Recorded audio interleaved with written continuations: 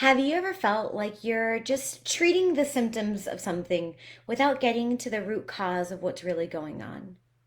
This might show up in your life as you saying you're not going to do something, journaling about it, but then the moment comes and you find yourself doing it anyway. If you said yes to any of those questions, then you are in the right place. Today, I'm going to be talking about a holistic approach to mental health, and I'm really going to be exploring dialectical behavioral therapy and beyond. Because the truth is, when it comes to navigating our mental health or even our physical health, our overall well being, it's not always a one size fits all.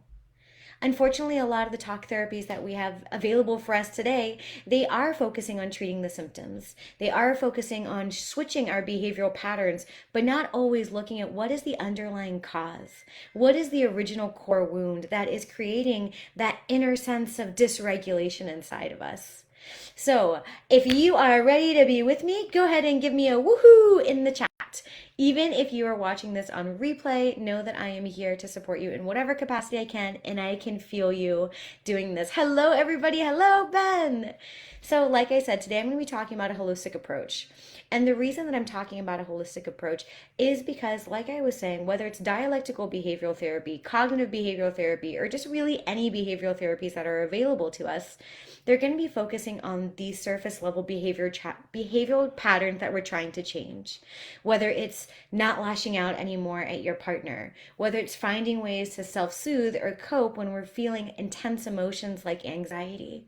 And I'm talking about these in DBT specifically because this series is here to raise awareness to individuals who are struggling with borderline personality disorder. BPD is a mental health condition that is characterized by emotional dysregulation and intense patterns in relation to other people.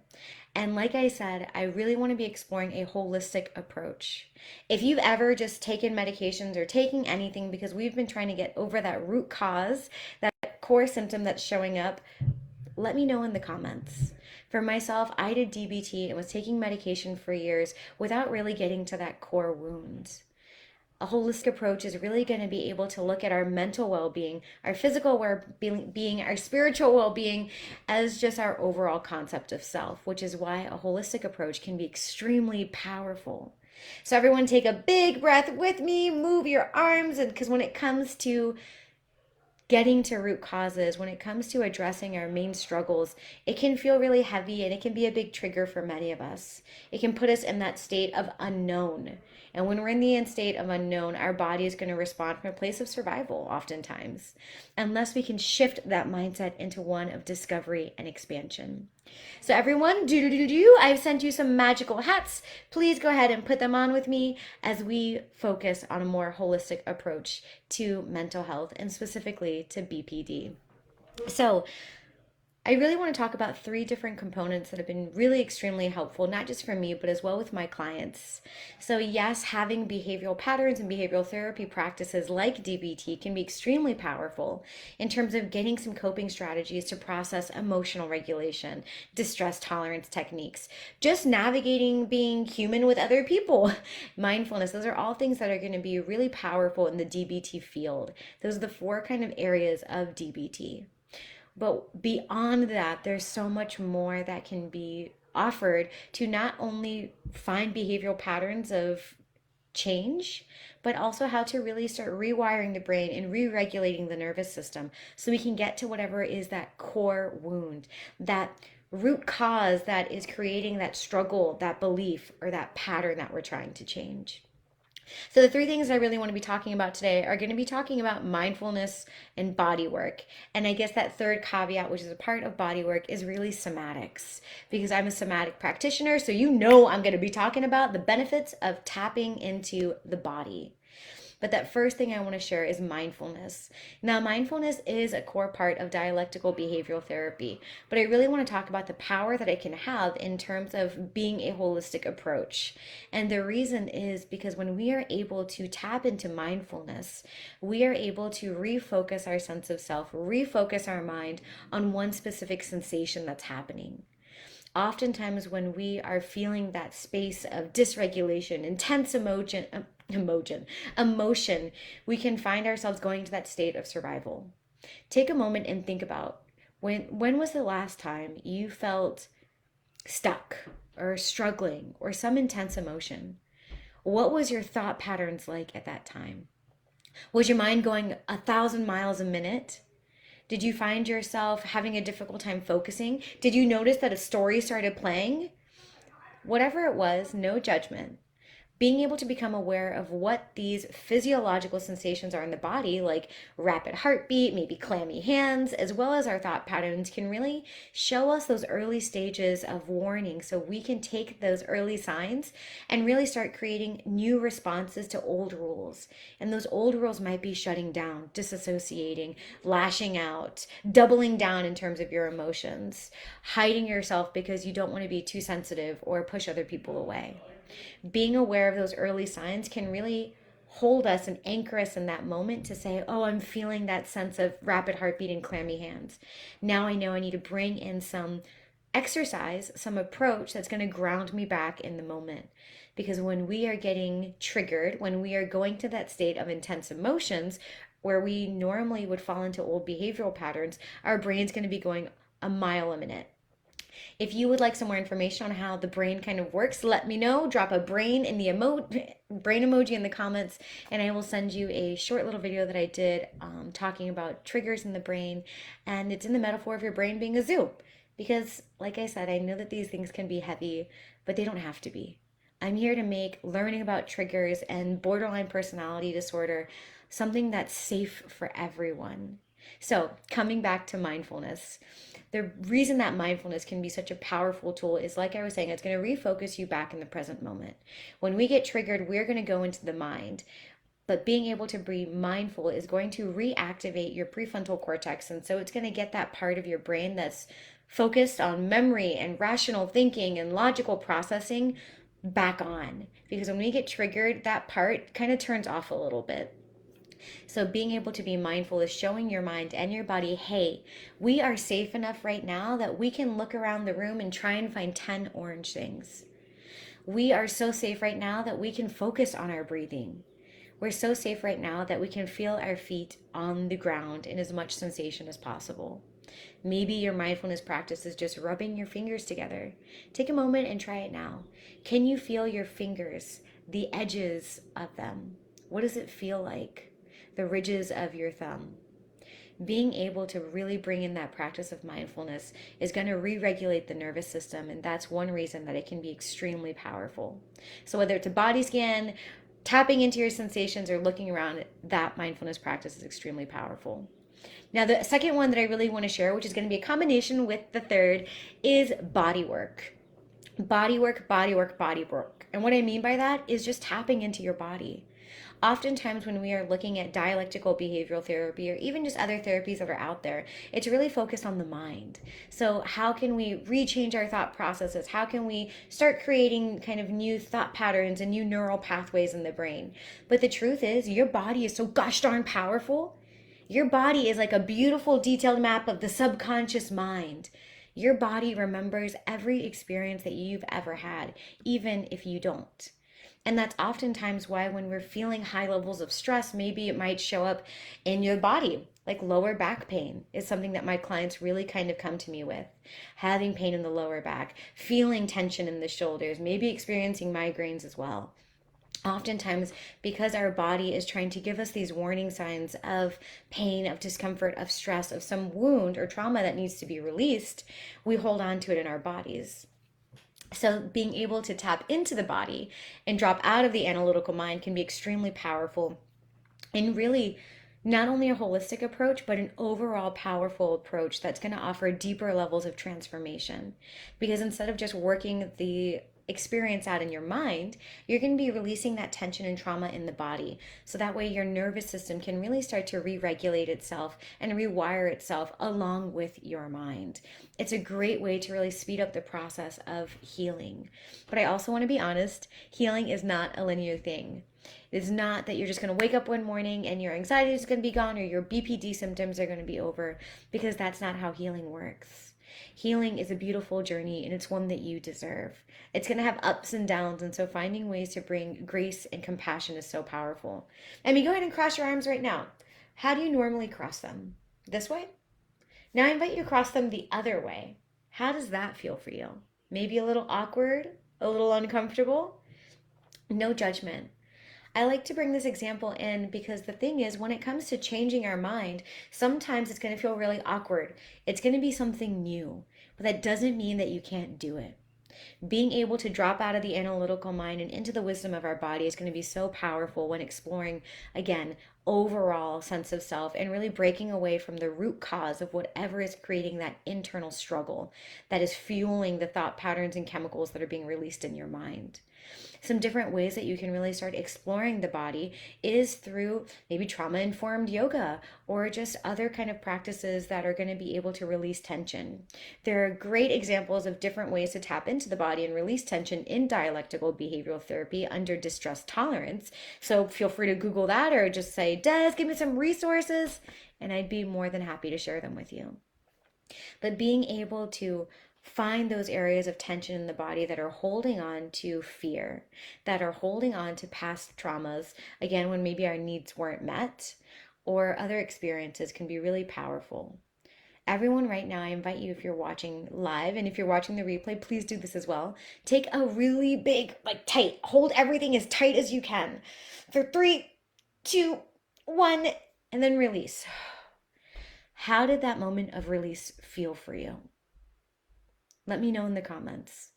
We end up getting overwhelmed by the stacking expectations of the world that we live in, that over time we end up carrying this expectation, carrying this expectation, carrying this one, carrying this belief pattern. Next thing you know, we tend to be kind of covered in this blanket of expectation, responsibility, and then we end up going through the motions of having our life become a to-do list. We end up living our life because we're living our life for others, or maybe we're creating certain patterns or belief systems in ourselves because we don't want to let other people down. We don't want to distort the view that people have of us. This can be a really big trigger for people with BPD because a distorted sense of self is something that people with BPD really tend to struggle with. And again, I know this because I was diagnosed in 2014. So really making sure that when you're exploring this area of the body, when you are finding those moments of release and tension, to be gentle and compassionate with yourself.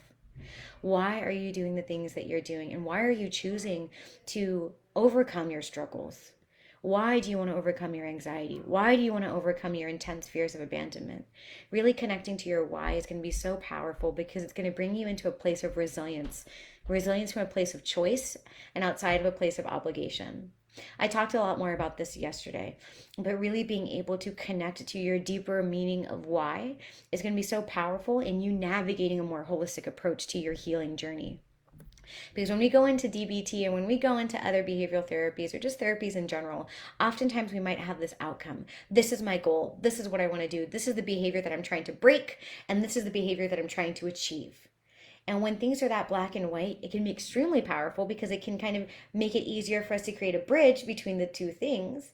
But the thing is, sometimes when we are creating that bridge and we're addressing these two things, if we aren't addressing what is causing the foundation underneath this point to shake and to settle, over time, that root cause will eventually start to break again. It might make it difficult for us to maintain that bridge until we get fully safely on the other side to that behavior that we want to be at. With a shaking foundation, how do you think you would feel standing on it? Would you feel grounded in being able to go wide, but to grow? Probably not. So really being able to find that holistic approach to that internal sense of safety so that way we can create a solid foundation to build our sense of self on top of is going to be so powerful. Now that is not to discredit DBT or any other behavioral practices. I am trained in DBT and let me tell you, it is a game changer on so many levels. But the point of this live is to raise awareness to BPD as well as share some empowering tools. And the truth is, DBT alone might not be an effective treatment for you, whether you've got borderline personality disorder or not. If you're struggling with any area of mental health, one form of treatment might not be enough for you. Whether it's just medication, just talk therapy, just CBT, you might need a more full-bodied approach to mental health, a more full-bodied approach to well-being. That was very much me. Like I said, I had tried different forms of therapy, DBT, CBT, and a lot in between. But it was in that place of really being able to not just treat my symptoms, but really get to the root cause of what was going on. And so the two ones that I've really shared with you on this holistic approach is really engaging in mindfulness and the power behind it, how it can regulate the nervous system while rewiring the brain. The second one was just really tapping into the body. So finding different ways to start connecting to your body and moving it so you can move through traumas, so you can move through resistance. Because when we are in this place, if your therapist or someone is saying something, maybe you're exploring some DBT skill and you're feeling that internal sense of rage, how can you tap into the body so you can release that emotion? So you can fully experience the anger or the rage or the grief that you're experiencing, but be able to move through it. It's in that place of really being able to move through our emotions and move through our thought processes with our body that we can move from a place of being stuck. We can shift out of resentment, we can shift out of annoyance or frustration and into a place of unstoppable, into a place of healing, into a place of safety.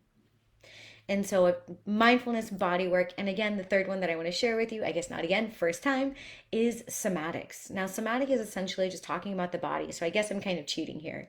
But I really want to talk about the power of somatic therapy or just somatic visualization. Like I said, this is something that I specialize in because I believe very much in the power of the body. Like I said, our body is a beautiful detailed map of the subconscious mind.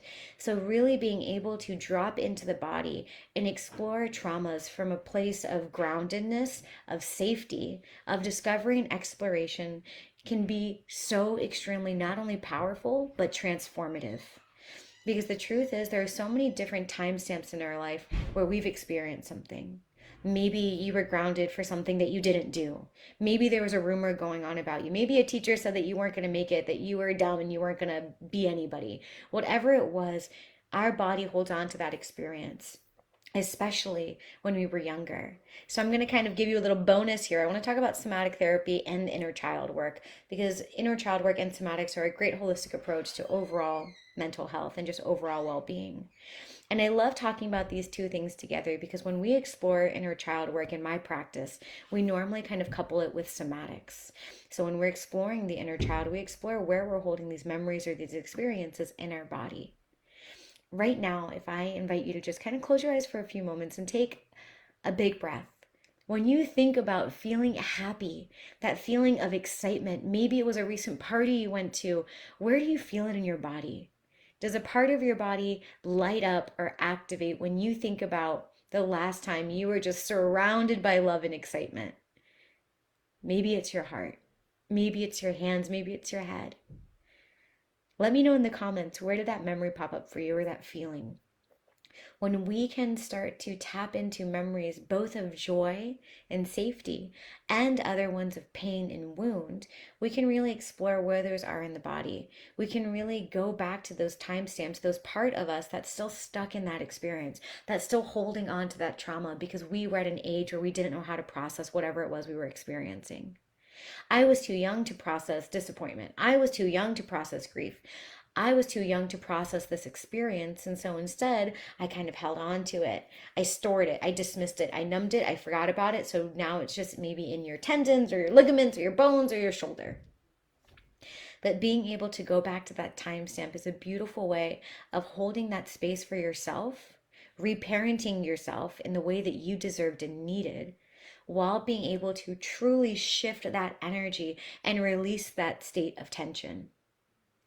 Your body is always talking to you, whether it's with a tight calf or lower back pain. All of those messages come with purpose. I know that it can be really uncomfortable to sit in that pain and to experience that pain, but I also know that shifting out of that pain can be really scary too, especially if you've been in pain or you've been in a mental health area for so long, such as BPD and intense emotional dysregulation, like anxiety. The idea of stepping out of that can be really scary. The unknown can be really terrifying. But I promise it doesn't have to be. When we look back on these past experiences, I know that it can be filled with feelings and emotion, but you are grounded now in the present moment, which is why bringing in that mindfulness technique can be really powerful in grounding you into the now. making you feel that sense of safety so you can really feel safe, have some coping mechanisms to regulate your emotions, and really take that next level that is dropping out of the analytical mind and into the body. Dialectical behavioral therapy is so beautiful and powerful. And my purpose of this live was to really talk about a holistic approach because you're a multifaceted person. I know, I can feel it. And I want to make sure that you know that there are so many different ways that we can blend therapies, we can blend approaches to find one that is unique to you. It's going to take time, being able to find an approach that is the perfect one for you. But that journey is so powerful. I promise. If you want any support around this, know that I've got your back always. I invite you, if you're looking for more support around how to live a life of safety, stability, and fulfillment, to join me Monday, May 1st for my most raw and vulnerable event yet, called Beyond the Diagnosis. I'm going to share 3 powerful ways to find safety, stability, and fulfillment despite whatever chaos is happening around you. I'll be sharing some tools to calm the chaos of your mind. So if that is interested to you, drop a purple heart in the emoji and I will send that information to you, or you can find the link in my bio. If you have any questions or if you need any support, know that I'm here. I've got your back, always. I'm Des Caminos, embodiment life coach, somatic practitioner, and just remember, we're all in this together because together we radiate, together we rise. Thank you so much, everybody. Now, awkward time where I get off live.